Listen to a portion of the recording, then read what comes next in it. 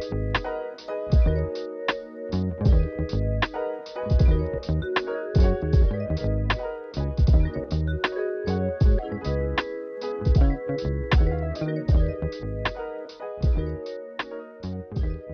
and welcome to the Playing Arts podcast, where we put the spotlight on artists in our community. I'm your host, Andy Needham, aka I'm Called Andy, and the creator of the Six of Hearts in the Playing Arts Crypto Edition. Joining me this week is Bram Vanhaeren, a visual artist who celebrates color. Bram has this amazing style that he has developed through his exploration of Kleurstaal. What is that? We're going to find out, and we're going to learn more about Bram and his background in digital art, which has taken him from working in the financial sector to being a successful crypto artist with his own project, Follow Sell, and its ever-growing community. So, without further ado, Bram, welcome to the show. Hello, thanks for having me. A nice little introduction. But I'm here to introduce myself, talk a little bit more about my work. So I'm excited. Awesome. Yeah, well, I mean, let's do that then. Tell me how it all started for you, and I mean, how long have you been a digital artist for? Sure. For me, it all started in 2003. I was 13 years old, like a little boy, together with my older brother, who's in, if you follow Cell, he's the superstar, he's the mod there. We still work together today. But together with my older brother, I found out Photoshop and Illustrator to make like signatures on forums, stuff like that. And before you know, you land on DeviantArt, start to create your own wallpapers. For me, it started with Tony Hawk, like first vector art thingy, and really explore Photoshop and Adobe world, see what's possible. And from there, I think like a real nerd, exploring the first social networks on DeviantArt. There was no Facebook, there was nothing else. Maybe there was MySpace, but like for me, that was my first social media experience, like getting followers, like getting around with cool artists. And the cool thing is today you still see these artists or these friends I met, 2004, 2005, like Rick Oostenbroek, Argen, these guys, they still hang out and they're even more successful if it comes to NFT and other stuff. When I was like 15 or 16, my ambition was like, let's go to art school. Let's conquer the world like a digital artist, see what's possible. But when I entered art school, it was like very traditional stuff here in Belgium. And the first thing they did for me is like they took away my computer, they took away Photoshop and all my digital stuff that I really liked. So I dropped out. Was completely lost, but I started making a lot of cool portraits and illustrations. And I think around my, 17, 18, I got picked up by a few magazines. Also on Behance Network, I started to get featured and get my first like little projects. And I was actually able to work like a freelance, like the first year, experiment around, see if you can find some clients, work for magazines. And I was like, cool, this life is pretty neat, together with my brother. But when I was like 18, 19, I was like, here in Belgium at least, I was like missing out of the whole student life thing. I had no degree, and I felt like it was a better or safer way to move forward to go to school. Sorry, it's a little burpy thing. Because I was drinking fucking soup and now I have to talk about, but for sure. So I went to school, got a classic cross-media design degree, and during my studies, I was still working hard on my own style, like own passion projects, cool stuff, to finally enter the professional world for a typical graphic designer as myself, as an art director. Joined a little agency, and for me that was my first job, and a terrible first job because I really learned to clock really heavy hours, like please big clients, and for me as a real junior, I completely lost myself as a creative, and I was like in few months I was just a robot listening to the clients, listening to my other colleagues. And I was like, whoa, shit, this is not for me, or at least I'm not ready for this. So I took a step back. Like after 1 year in this agency, I was like, wow, this is, or at least nobody told me this was real life, like really stressy situations. And I was like, I imagined it differently. So as a joke, I went to the bank actually, and they hired me like immediately based on my Behance profile, and they were like, "Well, we just need like an energetic dude like you with ideas. We are sure you will find your way here. Chance." And I started there on in the mobile team, and well, the entrepreneur and the energetic dude I am. Mobile, interesting, a banking app. I had no clue what the impact was of creating a banking app, or I wasn't really worried about, I'm making an app for like 3-4 million users daily. Oh, right. So the first thing I did was like within 3 months, I was like, you know what, I can do this better. I've seen Dribble, I've seen Behance for years. I know a thing or two. Let's just propose my ideas. Like if banking was done by Bram, this is it. Poof. And well, I wasn't really, I wasn't experienced at all in the corporate world. So it was actually crazy. But what I did was, here are my ideas, sent to CEO and all the general managers, whatever, just send over it. And straight to and the then top. and then my boss came on, like my team lead came to me and was like, Bram, did you accidentally send an email to this and this people? And I was like, oh yeah, did they see my IDs, whatever? They're like, I think so. They want to see you in their office. I was like, okay, cool.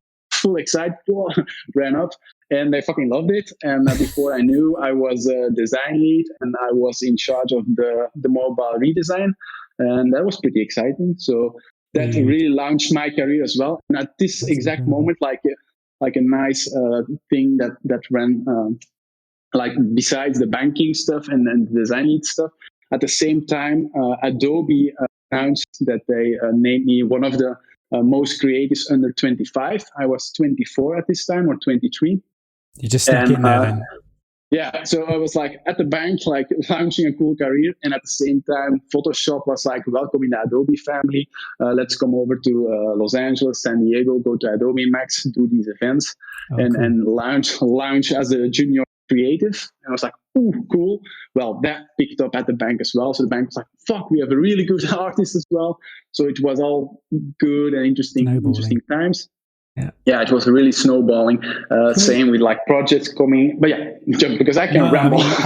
I feel like, this. I love listening to this story because it's, there's a lot there, and you've been on this kind of journey for quite a few years now as well, and in this, and I mean, I want to talk to you about this style that you've developed, because you have.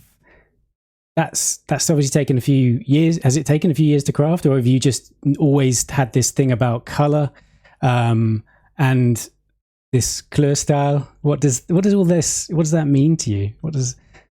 Yeah, so I think it always started.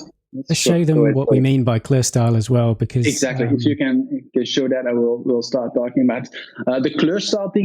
Was you can see it in my Behance as well. Initially, I did all kind of sport and portrait illustrations, but behind the scenes, I really dig simple colors, and I love to experiment with color palettes. And how I work with colors is not with a casual color palette, like here are 5 colors. I like to jam them in these Kleurstaal. And for me, it was like, hey, wait a second. Some friends came over and they're like, what the fuck, these are pieces of art. And I was like, no, these are just color studies for me.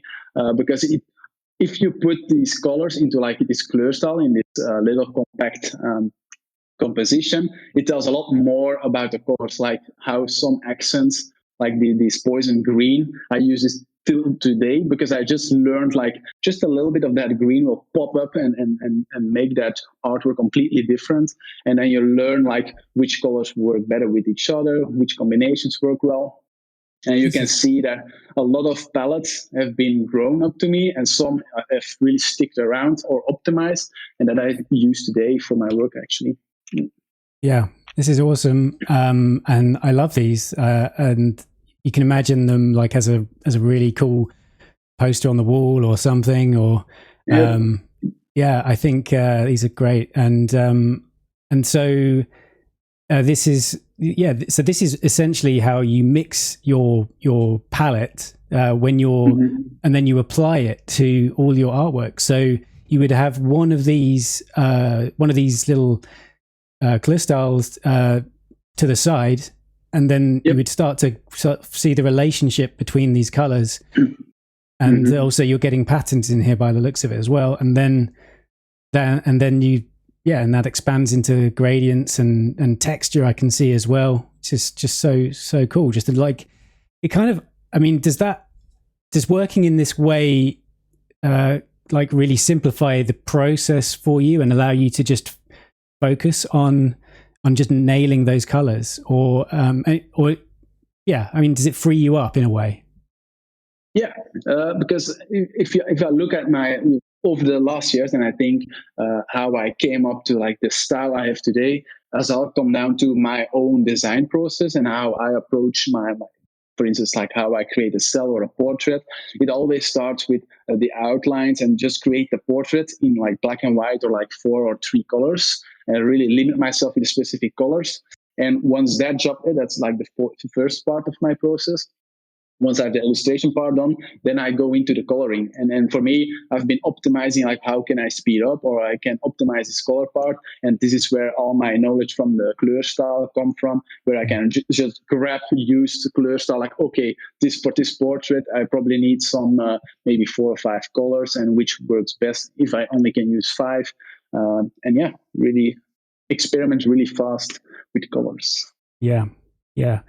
I've noticed that as well, that you kind of start with 5 core colors and then expand on that, but nailing those, those ones there is a key to the whole palette. I think, that's so cool. I may come back to this in a bit, but I think let's go back a bit, because you mentioned Adobe Max. You've got these 2 tracks going alongside. You've got your kind of professional thing with the bank or whatever, and then the digital artist as well. And presumably you're freelancing at the same time, doing commissions and things like that for who were your clients at the time? When you're not doing the day job of the banking, who are the clients you're working for?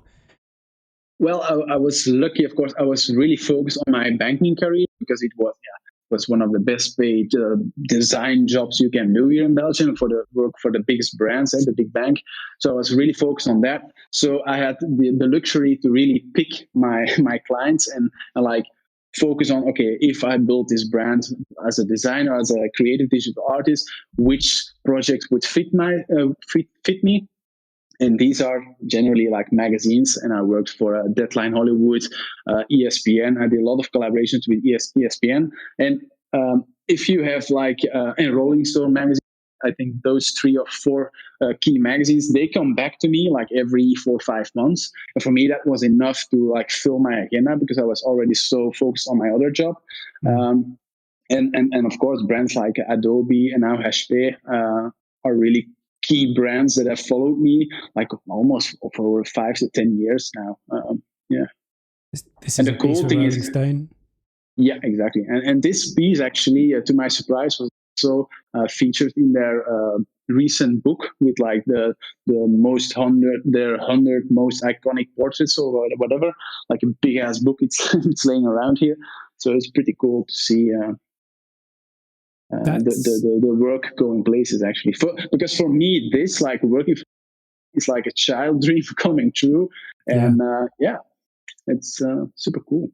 This is an interesting one as well, because you tend to do female portraits, and I mean that seems to be the trend in recent work, and they are you have a very kind of I don't know, the style is very iconic, I guess. And do you want to talk about how you choose an image and that kind of thing here, and what are you looking for in the subject? For most of the time, well, it's a trained eye. I'm like a freak on it, and what I do is like how I train with my sport, with training for my cycling or my duathlon that's coming up. I do that the same for my creative stuff. So what I do is I actually train myself. I go to Pinterest and just go the rabbit hole of models and portraits. I really train my eye and then spot cool portraits. And if you do that for like 20, 30 minutes a day, you really learn you learn more about yourself, like, because you will save portraits that speak to you, but you don't gonna ask yourself like, why do they speak to you? That's what you do like after a week or so. Then you go to all those portraits that you pinned and like, okay, what is it that those stand out? Like, is there like a pattern? Are there things that speak to me? And then the learning process starts. And then I know for myself, like, interesting lips. I always look at the lips, eyes, the nose, like the key features on their face. For me, these are, they stand out. And of course, the pose, it's for me, if I look at my trainings to spot cool pictures, most of the time these females, they've always have this shoulder, the thing how I started with Cell as well. Like, Cell was one of my favorite poses, and I was like, okay, cool, let's I like the idea they're turning around and there should be some movement, and yeah, and, and you actually train your eye.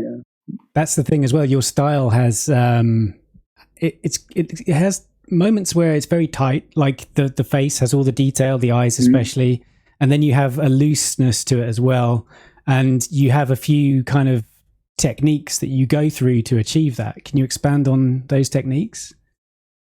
Sure. Over the years, I've heard of the toothpaste one. You know, there's the toothpaste technique that you use. Exactly. If you've watched my skills, then you know that I've, like, for now, even like today with Cell, I've even improved one style, the very clear cut out style. But I have like different approaches. If I want to go for movement, for instance, I will go very blobby and not sharp at all, and try to grab that movement from for instance, the body, the clothing they're wearing, and grab the movement from it in very blobby style. But when I want to add like very fierce, like poof, edgy, energetic stuff, I have a way of drawing, and that's the toothpaste technique, where I go for very sharp lines. And I think like portraits, exactly the portraits you show here, they are very detailed, but they have a lot of very sharp, edgy shapes that complete this portrait. And if you combine these different styles, you get different vibes, as you mentioned. Some can be like, for a lot of sport illustration, I will go for the toothpaste, a very sharp approach. But for some portraits, more serious stuff, I go for the blobby thing. I mix things up with the details. But these are my initial point from almost 5-6 years ago. From this point, I learned like, I'm spending some time in details. And it was also when I was using my phone a lot more. And on the phone, all these details get lost. So I start to draw on a new way. And that's my newest style, let's say, where there's a lot of details gone, but it's like it's enough to tell the story or grab that picture and see how that works.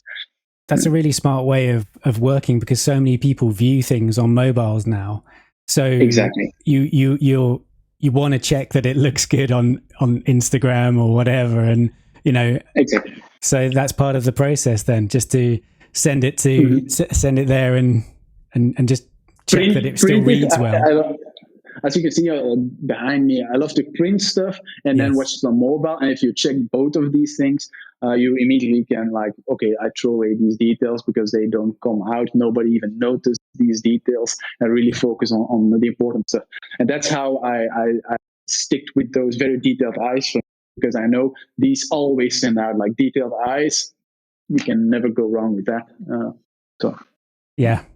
Yeah, well, I mean, we can touch back on some of these things. I'd love to talk about your card, which is 5 of Spades that we have here, and it's the really, really subtle animation on there. Do you animate often, or is this just was this out of your comfort zone, just doing the animation side? Because obviously the art is beautiful, and do you want to just talk through the card really? Absolutely. First, the animation part, it's out of my comfort zone. I really like to play with it, but I just know that if I want to go into animation, I just have to find a good partner in crime to help me, because I will waste so much time to learn this. I rather want to focus on my illustration stuff. But I like what I can do is stuff like this, like make stuff move. And sometimes it's more than enough. But for client work, if you really go nuts, well, we partner up and we make that happen, because I'm aware that it's not my forte. About the card, I've written it down just in case that I don't, because it's Latin. It's inspired on an illustration way back in the day, and it's called Virtutis Premium, and it's really like the virtue is its own reward. What does that mean? It's like when we do good, well, knowing that we did good is the reward on itself, and I found that very interesting with this crypto and this NFT space as well. For me, like drawing all these cells and connecting my collectors, let's say, and almost friends now, is I know that I'm doing good, and that's the reward. And okay, I will get some Ethereum, but that's not the driving force. It's really about the experience. And every time, definitely right now, I'm drawing mechs and I'm drawing these like epic combinations. I know there's a person waiting and like excited, like, fuck, what is he going to create? And I'm sure, like, I'm not a robot drawing with a lot of passion. I'm like, knowing that I did good, that's the reward in itself. I'm very happy to do that. And that's like the whole concept of this card, like doing good is the reward, and it's not about the money. And actually, to go back to my whole career, and that's also really weird for me now. I've always worked with like a blank check for my whole career, all the magazine work, whatever. I never ask for a budget. I'm like, I'm gonna do my best, and in the end, you will pay me fairly, whatever. But let's not talk about money. I've never done 10 years.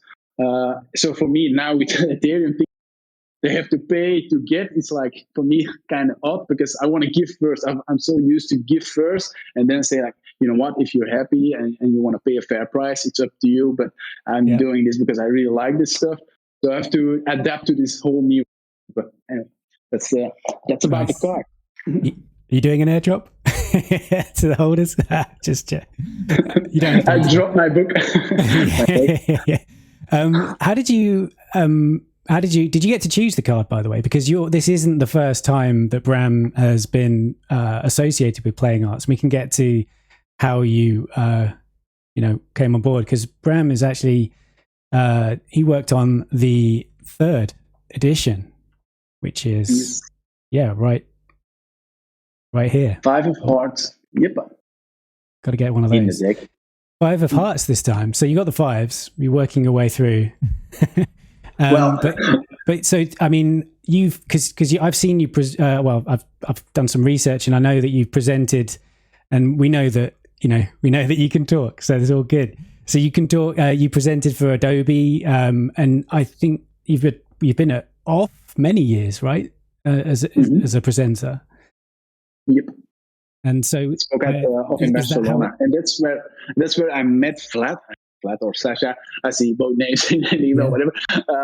And I met them there, but they contacted me before that. And back then as well, it's like, again, good example. Never talk about money. It's like a fucking cool project. I love to create something, as long as I get my lucky number 5, because that's my lucky number, and that's the reason you see both 5s. Because yes, I was able to. I think it's almost a year ago when he emailed me for the NFT card, and I was like, as long as I can have my lucky number 5, I'm. If I knew that the hearts and the higher cards were more valuable, well, maybe I'm gonna stick to my lucky number 5. It's good. But yeah, we met then, we talked, and I remember at it's a conference in Barcelona where I spoke with Adobe the first year, and the year afterwards, I was on the stage as well. There was like a little exhibition, Prince. And that's where this gentle, friendly dude came up like, hey, I'm actually the founder, and thank you for creating the card. I was like, oh, cool. Finally, that's how we met. And that's how he sent me an email 1 year ago, like, hey, are you interested in this new crypto edition? We have no idea what we're going to do, but let's find out. Let's explore the possibilities. And I'm not gonna lie, I was like immediately like, let's do it. I don't even know what NFTs are. Whatever, I'm gonna help like create something. Let me start drawing something. It's exciting. And then we learned about even on the evening of the launch of the minting. I didn't even know what the mint was. I was like, Bram, hop on Discord now. I was like, okay, what's Discord? Okay, download Discord. And I was like, cool. And people were super kind. The first days were absolutely insane. I think other artists can agree on that and share that experience. And for me, that's what really opened up my eyes. Like, wow, okay, this NFT thing, what the hell is going on? People are so kind, super supportive. Let's dig into this world and learn as like really dig in and see what I can do. Yeah. So from going to what's Discord to running your own and having your own project. Let's move on to Follow Sell because I think this is an awesome project that Bram has. Thank you. And I remember when you posted it in the Discord, I was like, oh, have a quick look. Got Sell number 1 straight away. Absolutely. So yeah, happy to be part of this one. This is of course available on OpenSea, and it's expanded into the world of mechs and epic cells. And do you want to talk a little bit more about about this? Just give us an overview of this project, because obviously this is your baby now. It's close to your heart, so. It's my little baby, and she's going places. Follow Cell is like a story. Initially, the setup is like there's like a blazing noise. Things are happening. There is this character, Cell. She can have many different forms. There are like a cell. There are undead cells. If you check out Follow Cell, you find all these unique characters. But the idea is there is this mysterious woman that missed a portal. Maybe towards other dimensions where she meets mechs or where she's endangered by mechs. Maybe soon she finally meets her companion. I'm not sure. Like winky. But initially there is Cell, and it all started with let's first start with the creative process. Like I really want to do something I really like. I'm a big guy in portraits. I love portraits, and I started to study all these NFT projects. And what I was looking, I was like, oh, I can do a 10,000 PFP thingy, like one template, and then make cool threads. I was like, okay, I can do that. But then I was like, wait, if I start with this and really want to experience this NFT my own way, I want to build like a close connection with the collectors. And I was like, I can't do like here hundreds. That's not, at least for me, that was not my best first the first impression with the NFT community. So I decided for me, no, let's do it way, start doing the work. And I started, because I was still working at that time when it started, and every evening I was just drawing cells and because you can only start if there are people interested, of course. So it was very interesting to find those first collectors, the first supporters, really. And it started with I created 10 cells, and then we put it on sale. You were one of those first collectors. It took almost a week to sell out the first 10. I was already drawing the next, like, okay, fuck it, I like this stuff, let's continue. Immediately I said, well, sorry, I need to burp because I'm talking too much. But immediately I knew, like, well, I can't do. Let's focus on a really cool group of people, like the first investors that I can handle. And I was like, 55 is a good number. Again, lucky number 5, 55. Now they're 56, so I can make more epics. It's an even number. But again, the 5s, look at number 5, 55 cells. And every time I released them in batches of 10. And the first 10 batches were sold in a week. Then the next batch was like in one day. And I was like, ooh, what's happening here? People starting to pick up the cells. The next batch was, I think, in like 6 hours. The next one in a few minutes. And before we know, we were sold out. And cool group of people on Discord now with like 160 cool people that are collecting mechs today. Let's talk about mechs. I'm rambling. I'm not a fucking business guy, as you can see. I'm a creative. Yeah. That's so cool, because like I was going to ask you, why didn't you do this as a generative art project? Because it would fit completely, but I get it now. But you're still getting that excitement of just the drop, and then it's like boom, all gone. And I remember I was trying to get another one weeks ago when you were, the momentum was building, and my transaction just didn't go through in time. So I was disappointed massively, but pleased for you, obviously, because it's taken off so well. So yeah, I mean, let's jump over to. I've got this here, and we can just have a quick look, because there's, just for those unfamiliar, these are some regular cells, right? These three here, and what we can do, and obviously this one is a mech, but this is the kind of this is where it gets a bit interesting. So if you own this cell and this cell, you can say, hey Bram, I would like to merge these and then make an epic cell.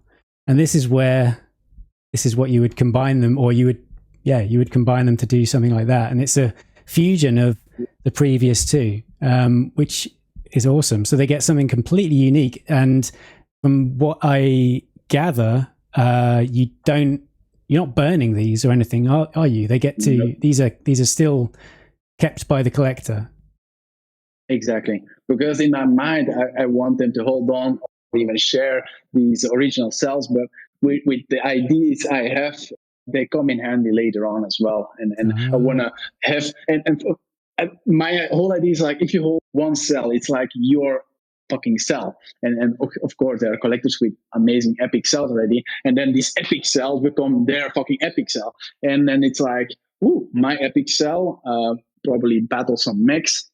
So you can actually upgrade your epic cell now. Like, okay,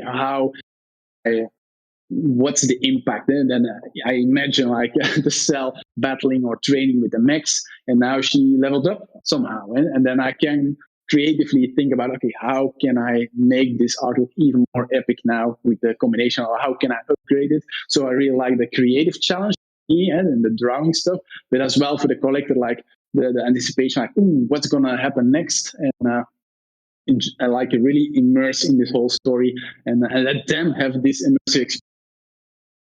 See, like everyone has their own little story about their mech, like about their own cell, like who she is, what's her backstory. And for me, it's like I keep it open as well. Like that's the cool thing; it's your own little dimension. But I will throw things at you, like the mix, more stuff, more little games to build your own story and immerse and lose yourself and have a cool creative. I think it sounds pretty epic to use that word, and like I love, I just scrolling through this collection, I can immediately tell it's by you from knowing your work, and that's such a testament to your style and how iconic it is, and they're just a lot of fun, I think, as well. And that's it just comes across as this really fun, interesting project. And so, yeah, you can find out more about this just by jumping on to this link. Yeah, Bram, I think, I think maybe one more question, because, I mean, you're so positive, like, let's be real. Are there any times when you're just not feeling it? And like, how do you get over any kind of creative block or anything like that? What are you doing to keep yourself going when things are maybe not going your way? Yeah. The thing why I'm so energetic and happy, because I'm in a good spot right now. And that's because I'm fucking doing the thing I love all day long. I can train, I can draw. I'm finally in control. But I can also share like my experience working at the bank, 7 years at the corporate stuff. I had a burnout, I think almost 2 years ago, that really opened up my. I'm 29, and I think burnout. Very hard to describe and not fun, but I've struggled with mental shit. Like, sadly, a lot of youngsters myself with the pressure and doing probably too much. And for me, it's really like not ignoring all these little signs. If you're tired and all that, don't fucking ignore it. Be aware of all these little thingies. Accept stuff. Talk about it. I have an amazing girlfriend, Beyonce. I have a fantastic partner in life, which is very important. And well, it's a luxury. And what I do is really tapping, like, never lie to myself. Like, if I feel down, whatever, I speak out my emotions. I write shit down. I keep track. Definitely now when I'm in my rose clouds and I'm in heaven right now. So I'm really in tune. Like, okay, Bram, this is not okay. Be aware that it can come down. Blah blah. So I'm very in tune with myself. I try to, because I've been in shitty situations. And I like to sport. I mean, I love to take my bike out, try to balance things out. Yeah. But the biggest thing right now is the experience, like working for the bank, working for someone else, living that golden cage thingy for a big boss, whatever. And now to, like, wait a second, nobody can tell me anything and I can do whatever. I really go all out and I can choose how hard I go. Nobody's telling me, like, take it easy, Bram, or this is your new goal, whatever. I'm doing my own thing. It's, for me, currently fucking amazing, but how it goes on. Like, it's only been a few weeks. Yeah, yeah, yeah, it has, and I think the fact that you have that control to do whatever you want. You could be working all the time, but you actually have these other outside interests and a way of keeping yourself grounded and maybe writing things down. I've noticed that you also put your, like, daily schedule on Twitter and tweet it, and that kind of gives you that checklist of things to get done and stay kind of focused. But you're also mixing in, like, a hobby in that list as well, which is cool. A lot of people kind of tend to just have this tunnel vision.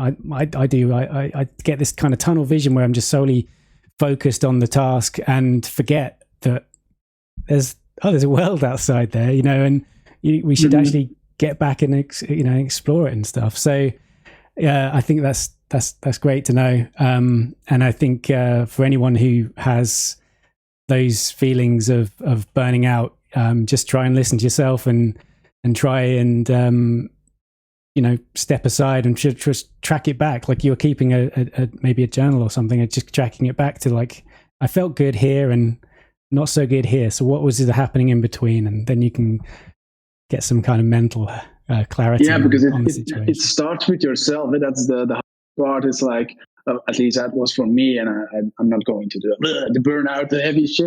But it starts with you, and if you don't recognize this shit and you keep on going, well, it will hit you in the face one time in the morning. It happened to me, like, out of nowhere.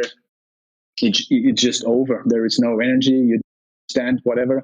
You've gone too far, and I try to prevent that, balance things out. And as you say, there's a whole other world out there, and well, explore it as well, and see your family, do all those things that gives you energy as well. Yeah. Exactly. But of course, I love to stay in that tunnel. Yeah, but we have to tap out sometimes. One thing, I think we're going to throw open some Q&A, and yes, if anyone has any questions, put them in the podcast chat channel. I'll keep an eye on it.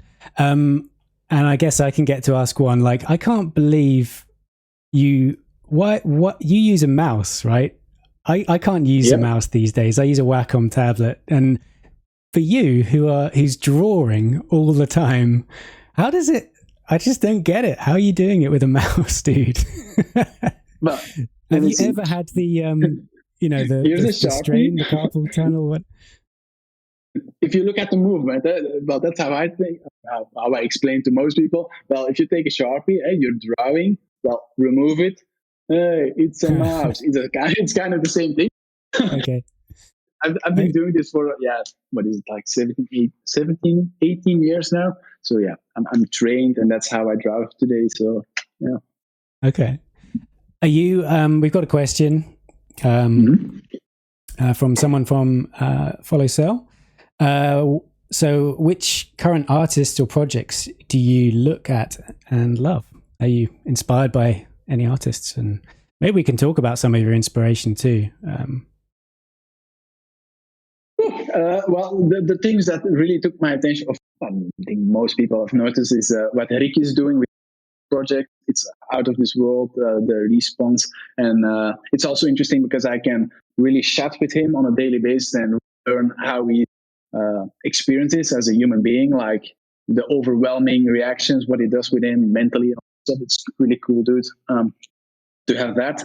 Same with Arjan. Every time something crazy happens, I just text him and I know like, what's happening with you mentally? Are you okay? And then check if he's okay with you guys, because I kind of know that it's not always like, whoa, big money. There is also like, are there stress? Is there like anxiety to not fail, whatever, all that stuff. So these guys are cool to look up. But I've seen a lot of cool OG artists like myself that are putting themselves out there, like Misha, like, of course, James White with his Good Morning series. There are a lot of like kind of the same artists like myself from the group or the same, it's like the age, the era, these are whatever time frame thing. Even art days or whatever. Yeah. All those years ago, they're all coming through. It's now always like, the same kind of guys from the Argus/3 Depthcore back in the day. They're all now like popping up and supporting each other. So we're all in the same Discord behind the scene. Like, okay, how do we do this? That's always cool.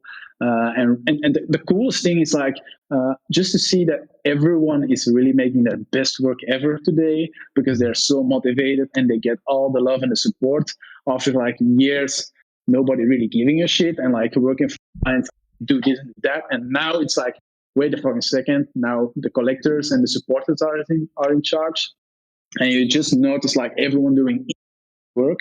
So for me as well, like last weeks, I tried to minimize to look at it, because it's kind of freaking me out as well. Like, fuck, everyone is playing at such a high level, and I don't want to doubt myself or whatever. Really easy to like get carried away what other people are doing as well, to so balance things out. But I have my eyes on a few people, and I check in with them daily just to make sure everything is good and that I can share experience. Cool. Yeah. Okay, yeah. And so I guess that's it. There's this sense of validation that people are experiencing, and their work has value. Literally, people when it is collected, there is that oh wow, and it's a good feeling. What was the first piece you minted? You're on Foundation. I mean, how long have you been on there? Did you? It was I think look at that, actually. I think May or April, and it was through my friend Musketon, Bertrice. He was doing really well on NFTs, but I didn't really get it. Like the first piece, Homework from Daft Punk, well, it was a special experience, but as well, like, wow, okay, this cost me $200 to mint something, and not even a guarantee that I. Yes. Like, I'm a beginner. Like, let's be honest. Like, okay, is everyone doing this? Is this okay? And then I saw people like mint 20 works. I was like, wow, that's a big investment, and I don't even get what is happening here. So I only mint like Homework and the other piece. But then again, that's a really, if you want to talk about experiences, like didn't immediately sell like little traction, and I was also like learning like, okay, you can't just go on Twitter and say, here, my name is Bram, I've been doing this for 15 years, now buy my shit. That's not how it works. So I was like, okay, let's take some. Exactly. Is. And I was like, but I believe that if they know my story, if they see a face, if they love the people that hopefully seen it and they connect with me, they now know like, okay, this guy, this kid, well, I'm not fucking kid, I'm 30 years old, but there is an artist who have been working on this for over 15 years. Yes. And for me, it's like, okay, I need something like Cell to tell my story, and I need more time to showcase this. And that's why I also love to do these hand drawn and a non-generative. Draw this every just to showcase that I can do this, and that it's not just a computer or whatever. No, he's an actual artist, been doing this for years, and that's what I've learned. And it's a big difference. Like my it's still interesting to see that cell work, the follow cell and the mix, they sell quite easily, but my OG work that for me sometimes more valuable don't get any traction, and that fucks with the mind sometimes. And I know a lot of friends that focus on those pieces that are really hard to sell because it takes a lot of time to explain who you are and really have those collectors on board. And then and now get the back up. Yeah, and I think anyone who's in this and has put an NFT out will feel that at some stage, where you mint and you go, okay, this is going to take a little bit longer than I first thought, and then there's like the checking and the anxiety or whatever. But I don't know. Anyway, that is by the by. But I want to just wrap it up now, because I could talk to you for a long time, Bram, and I know you could talk for a long time because you do, and I love hearing it. But we've got a special extended edition of the podcast this time for sure. But if anyone wants to find out that course that we mentioned, where you can actually become Bram, you can find it on Skillshare. And if you look at the little QR code there, you'll be able to go straight to it. And in fact, I myself do a lot of teaching too. I'm an educator. I've been working for LinkedIn Learning for a long time. That's one of the things I do, teaching Cinema 4D and things like that. So I'm going to do it on the recording. So if you're watching this on YouTube somewhere, like Fight Club style, subliminally, there will be a QR code which will give you 3 months of LinkedIn Premium for free, which gives you the whole library of LinkedIn Learning. And so if that's of interest to anybody, there'll be a code somewhere in this video, so you'll be able to rewind it. Little Easter egg. I might put those in more podcasts as well. Another thing you can claim when you watch a podcast or join us on Discord is a POAP. POAP, yes. I hope I've pronounced that right. But this is just to say I attended, and that's all it is really.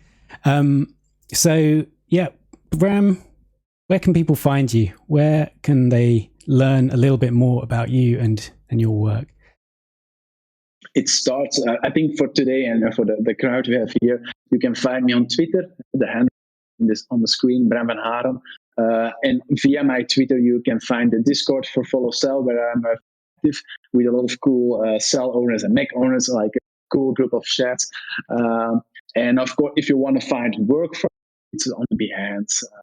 You can easily Google me and find the space. But on Twitter, today I'm most active, and you will find your way there. There we go.